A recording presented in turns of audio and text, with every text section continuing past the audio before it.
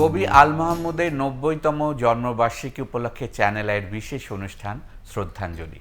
আপনাদের সঙ্গে আজকে স্টুডিওতে আছেন ক্যামেরার কবি নাসির আলী মামুন, আমাদের সঙ্গে আছেন আবৃত্তিকার তুহিনুর সুলতানা।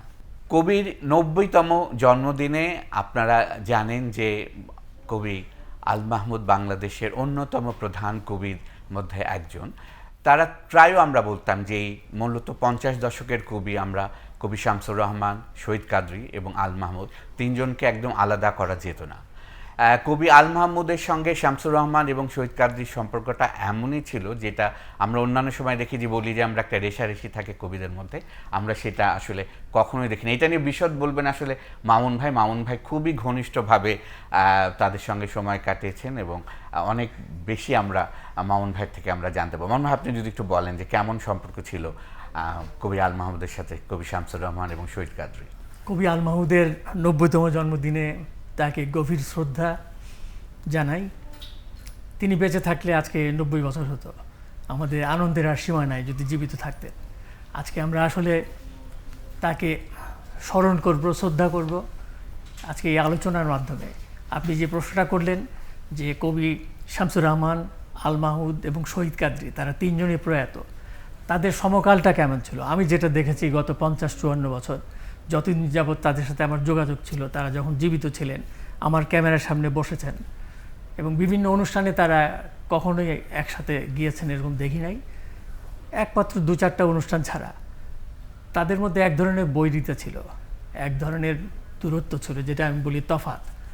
সেটা আসলে হয় একই শহরে, একই দেশে, একই বিষয় নিয়ে। যেমন কবিতায় ছিলেন এই তিনজন মহিরুহ লিজেন্ড, তাদের মধ্যে এক ধরনের শিল্পের উত্তাপ থাকে যে আমি বড় কবি এই রাজধানী ঢাকার। শামসুর রহমান তাই মনে করতেন, আল মাহমুদও তাই মনে করতেন, শহীদ কাদরীও এটা নিজে অনিবার্য মনে করতেন এবং তিনি একই সঙ্গে বলতেন যে শামসুর রহমান আধুনিক কবিদের মধ্যে সবচেয়ে বড়। এটা আবার শহীদ কাদরী বারে বারে বলতেন। কিন্তু আমি একটু জাস্ট ইন্টারাপ্ট করছি, আমার মনে হয় মামুন ভাই, আমি আল মাহমুদ এবং শামসুর রহমান দুজনের কাছে যাবার আমার সৌভাগ্য হয়েছিল দীর্ঘ এক আলাপচারিতা করার।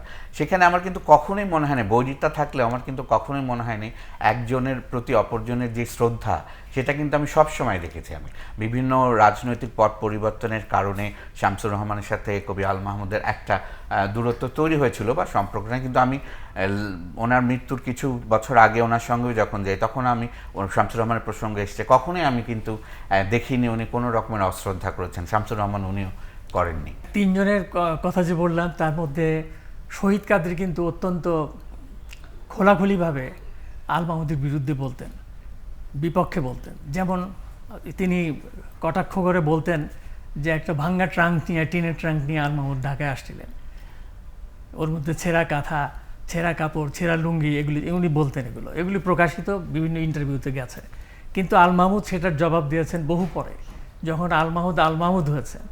আল মাহমুদ বলতেন যে আমি যখন ৫০-এর দশকের ঢাকায় আসি তখন কিন্তু আমাকে কেউ চিনত না। তখন শামসুর রহমান ঢাকা শহরে আধুনিক কবিদের মধ্যে বড় কবি, শহীদ কাদরীর নাম হয়েছে।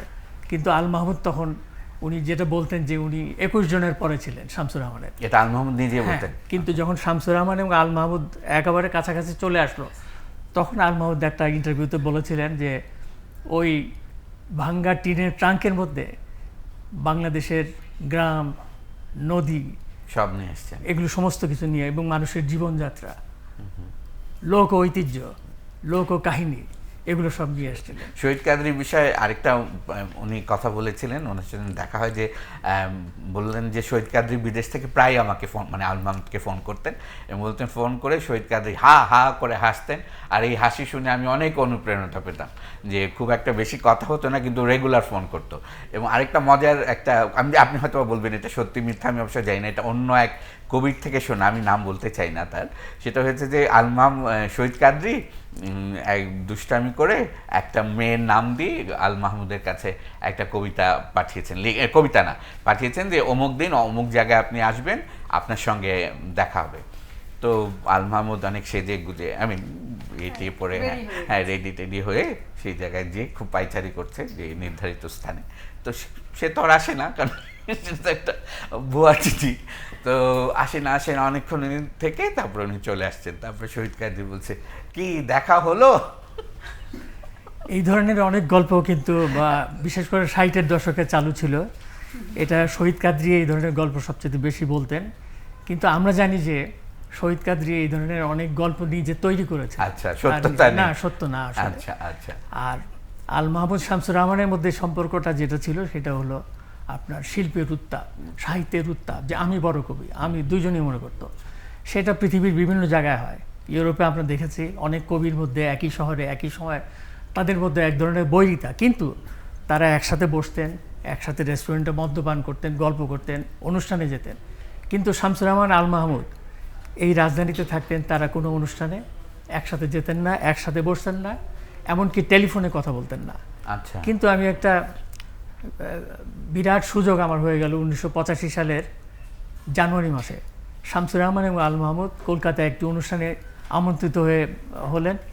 ওই একই অনুষ্ঠানে আমিও আমন্ত্রিত ছিলাম, আরও কয়েকজন কবি ছিলেন। তো আমরা কলকাতায় গেলাম, শান্তিনিকেতনে গেলাম। সেখানে সুনীল গঙ্গোপাধ্যায়, শক্তি চট্টোপাধ্যায়, সুভাষ মুখোপাধ্যায়, এই সমস্ত কবিরা হলো আয়োজকদের মধ্যে অন্যতম প্রধান কবিদের মধ্যে একজন।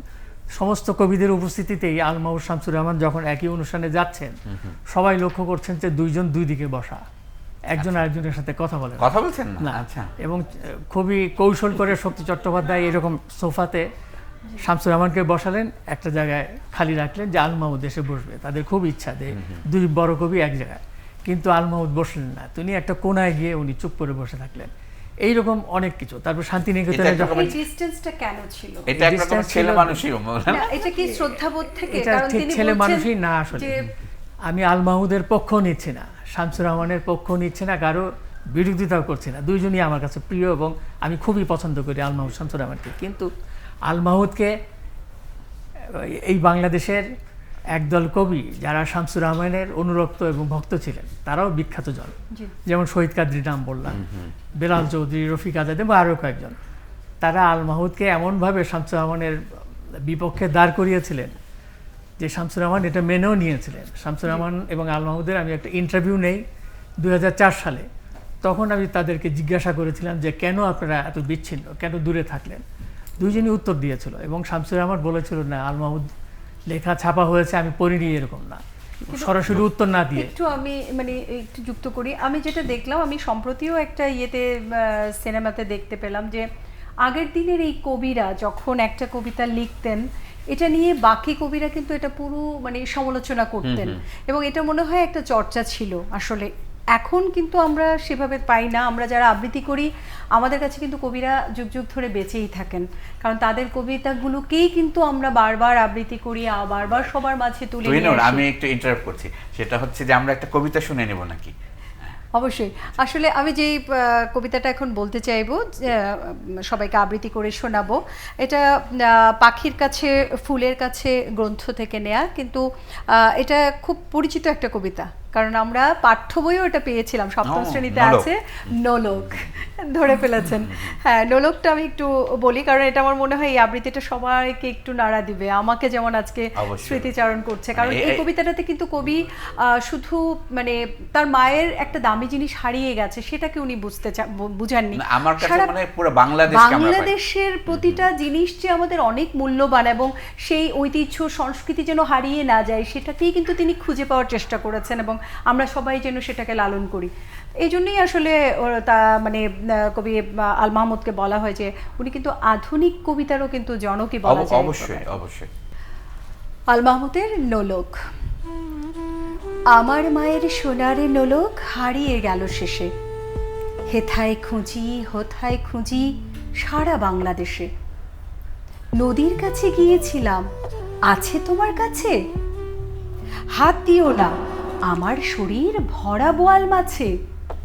বলল কেঁদে তিতাস নদী হরিণ বেড়ের বাঁকে, সাদা পালক বকরা যেথায় পাখ ছড়িয়ে থাকে। জল ছাড়িয়ে দল হারিয়ে গেলাম বনের দিক, সবুজ বনের হরিৎ টিয়ে করে রে ঝিকমিক। বনের কাছে এই মিনতি, ফিরিয়ে দেবে ভাই আমার মায়ের গয়না নিয়ে ঘরকে যেতে চাই। কোথায় পাবো তোমার মায়ের হারিয়ে যাওয়া ধন? আমরা তো সব পাক পাখালি, বনের সাধারণ। সবুজ চুলে ফুল পিন্দেছি, নোলক পড়ি না তো। ফুলের গন্ধ চাও যদি নাও, হাত পাতো হাত পাতো। বলে পাহাড় দেখায় তাহার আহার ভরা বুক, হাজার হরিণ পাতার ফাঁকে মাখিয়ে রাখে মুখ। এলিয়ে খোপা রাত্রি এলেন, ফের বাড়ালাম পা। আমার মায়ের গয়না ছাড়া ঘরকে যাব না। কবি আল মাহমুদ আমাদের প্রয়াত প্রধানমন্ত্রী বেগম খালেদা জিয়াকে নিয়ে একটি কবিতা লিখেছিলেন, যেটি সম্প্রতি একটি অনুষ্ঠানে মির্জা ফখরুল ইসলাম আলমগীর আবৃত্তি করেছিলেন। এখন আমরা সেই কবিতাটি তার কণ্ঠে শুনব।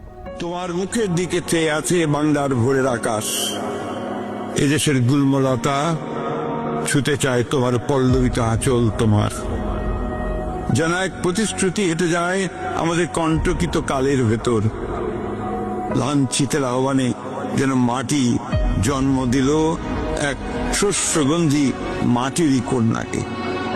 প্রত্যাশার কণ্ঠস্বর কি জানি কি মন্ত্র বলে কেবল ছড়িয়ে দিচ্ছ মাঠে ঘাটে আদিগন্ত শস্যের কিনারে। আমরাও সাক্ষ্য দেব, হ্যাঁ আমরা একদা দেখেছি মাতাকে এক অনিঃশেষ আধারে দাঁড়িয়ে আরো ডানার মতো মেরে দিয়ে ব্যক্ত দুই বাহু 11 কোটি মাঝে নেমেছিল বিদ্যুৎ বিভায়। কখনো ভুলো না যেন তোমার ঘুমটায় আছে মানুষের আশার বারুদ। ভুলো না তোমার বাক্য প্রতীক্ষিত নিঃশ্বাস জাতির অবিচল পিঙ্গলাক্ষী। হে মাতৃকা, মানুষের আশাকে জাগাও। এই ছিলেন খালেদা জিয়া। মির্জা ফখরুল ইসলাম আলমগীরের কণ্ঠে খালেদা জিয়াকে নিয়ে যে কবিতাটি আল মাহমুদ লিখেছিলেন সেটি শুনলাম। আমরা আবার ফেরত আসছি। মামুন ভাই, আপনি যে বললেন যে দূরত্ব ছিল কবিদের, মানে স্পেশালি শহীদ কাদরী এবং শামসুর রহমান সাহেবের সাথে, কিন্তু আপনি তো চমৎকার কিছু ছবি তুলেছেন যেখানে দেখলে মনে হয় যে একদম হরিহর অর্থাৎ অ্যাটলিস্ট শামসুর রহমান এবং আল মাহমুদের সেই গল্পটা যদি আমাদের একটু সংক্ষেপে বলেন। আসলে 50-এর দশকে এবং 60-এর দশকে তাদের মধ্যে অত্যন্ত হৃদ্যতাপূর্ণ সম্পর্ক ছিল। তারা আড্ডা দিতেন, আলোচনা করতেন। উনি যেটা বললেন যে আবৃত্তি করতেন, সবাই শুনতেন, আলোচনাও হতো সেটা নিয়ে। ছবিগুলো কি সেই সময়? না, ছবি অনেক পরের। আসলে আমার ছবি তোলা 70-এর দশকের শুরুতে, মুক্তিযুদ্ধের পরপর। কিন্তু তাদের বৈরিতা শুরু হলো 1981 সালে। ব্রিটিশ কাউন্সিলে পদাবলী নামে একটা সংগঠন করেছিলেন কবিরা, শামসুর রহমান, আবু জাফর ওবায়দুল্লাহ, রফিক আজাদ, বেলাল চৌধুরী, আরও সবাই মিলে। সেই প্রথম অনুষ্ঠানই আল মাহমুদকে দাওয়াত দেওয়া হয়নি, এমনকি কবি হাসান হাবিবকেও দাওয়াত দেওয়া হয়নি। ওই যে একটা বিচ্ছিন্নতা তখন থেকে শুরু হয়ে গেলো, বৈরিতা, উত্তাপ, এইটা কিন্তু ফরমালি তখন শুরু হলো। আর আমি যে ঘটনাটা আপনি জিজ্ঞেস করলেন সেটা হলো 1985 সালের জানুয়ারি মাসে কলকাতায় গেলাম। সেখানেও দেখলাম দুইজন বিচ্ছিন্ন থাকেন। কিন্তু শান্তিনিকেতনে যাওয়ার পরে একটা ছোট্ট ঘটনা গল্প বলি। শামসুর রহমান আল মাহমুদকে আয়োজকরা একটা আলাদা রুমে দিয়েছিলেন, বড় একটা স্যুট টাইপের রুম ওখানে। কিন্তু শামসুর রহমান আল মাহমুদের ব্যাগ দেখে বললেন যে, মামুন এই ব্যাগটা আমাকে, আমিও ছিলাম ওই একই অনুষ্ঠানে, তো ব্যাগটা তোমার রুমে নিয়ে যাও আর তোমার ব্যাগ এখানে নিয়ে আসো। আমি তো নিরুপায়। আল মাহমুদ কিন্তু তখন বাথরুমে ঢুকেছেন, হাত মুখ ধুয়ে তিনি ওই একই রুমে, মানে ব্যাগে কি ছিল? ব্যাগটা নিয়ে আমি আমার রুমে রাখলাম। আমার ওনার ব্যাগ? হ্যাঁ। আচ্ছা আচ্ছা। আল মাহমুদ যখন বের হলেন, বের হয়ে দেখেন যে তার ব্যাগ নাই, গামছা, টয়লেট টাওয়েল ব্যাগের মধ্যে। মুখ মুছবেন কি দিয়ে? শামসুর রহমান জিজ্ঞেস করলেন কি খুঁজছেন, বা আমার ব্যাগটা। বলে যে কেন, কি করবেন? তখন শামসুর রহমান আল মাহমুদকে বললেন যে পাছা মুছবেন নাকি, এইরকম। তা আল মাহমুদ হাসলেন এবং আল মাহমুদ বুঝে গেলেন যে কি হয়েছে, ঘটনাটা কি। আমিও খুব নিরুপায় হয়ে বললাম যে আপনার ব্যাগটা আমি নিয়ে গেছি আমার রুমে।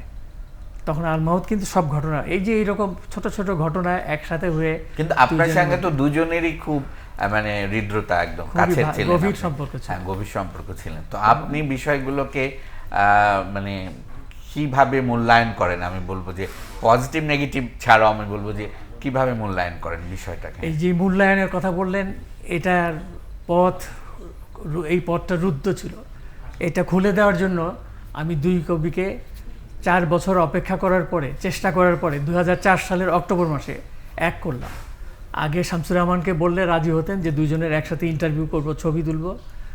আল মাহমুদ রাজি হতো না, আল মাহমুদ রাজি হলে শামসুর রহমান। এইভাবে 4 সালে এক করলাম শামসুর রহমানের বাসায়। মোহাম্মদপুরের বাসায়, শ্যামলীর বাসায়। শ্যামলীর বাসায়। তখন আল মাহমুদ যখন ঢুকছেন এবং হ্যান্ডশেক করছেন, তখন আমি দেখছিলাম, আমি স্ক্যান করছিলাম দুজনকে। শামসুর রহমান একদম থতমত, উনি ভেবেছিলেন যে আল মাহমুদকে আমি নিয়ে যাব না। আচ্ছা, তো ইন্টারভিউ হচ্ছে, এর মধ্যে নামাজের টাইম, সন্ধ্যা হয়ে গেছে। আল মাহমুদ তার রুমের মধ্যেই নামাজ পড়া শুরু করে দিয়েছেন। সেই ছবিও আমার তোলা আছে। শামসুর রহমান তখন আমাকে ডেকে বলছেন যে আমার কানে কানে যে এই মালটাকে নিয়ে যাও, এরকম 2বার বলেছেন যে এই মালটাকে নিয়ে যাও। এইরকম অনেক পরিস্থিতির আমি সাক্ষী। তা আমি চেয়েছিলাম যে এই দুইজনের যাতে একসাথে যোগাযোগ হোক। মামুন ভাইয়ের জন্য আমরা দুই কবির খুব দারুণ দারুণ কিছু মুহূর্ত অনেকগুলো মুহূর্ত পেয়েছি, যেটা আমাদের জন্য একটা সম্পদ হয়ে রয়েছে। একদম তিনি যেহেতু একদম সাথে ছিলেন, এই জন্য কিন্তু ওই জায়গাগুলো মনে হয়েছে একদম স্পষ্ট, আমরা এখনো মানে দেখতে পাচ্ছি, যদিও আজকে তিনি আমাদের মাঝে নেই, কিন্তু খুব ভালো লাগলো এই জায়গাগুলো। তুহিনুর, আমরা মামুন ভাই আমরা আজকে অনুষ্ঠান শেষ করব, শেষ পর্যায়ে আসছি। আমার মনে হয় মামুন ভাই এবং তুহিনুর দুজনকে আমি বলি, হয়তো আপনারা আমার ধারণা একমত পোষণ করবেন। আমার মনে হয় কবিদের আসলে কোনো গ্রুপ, জাত, কাল, ধর্ম আমার মনে হয় থাকা উচিত না, এবং তারা সব কিছুর ঊর্ধ্বে। স্পেশালি কবি আল মাহমুদের কথা যদি আমরা বলি, ওনারা আসলে এই সব রকমের রাজনৈতিক বেড়াজালের থেকে ঊর্ধ্বে রাখা উচিত, থাকা উচিত। সো আমরা কবিকে শ্রদ্ধাভরে স্মরণ করছি আজকে 90তম জন্মবার্ষিকীতে। আমরা আগামীতে আবার কথা হবে কবিকে নিয়ে, অনেক কথা হতে হবে, কারণ উনি এমন একজন কবি, ওনাকে নিয়ে তো নিরন্তর কথা চলবেই। সো আপনাদের দুজনকে অনেক অনেক ধন্যবাদ আজকে আসবার জন্য।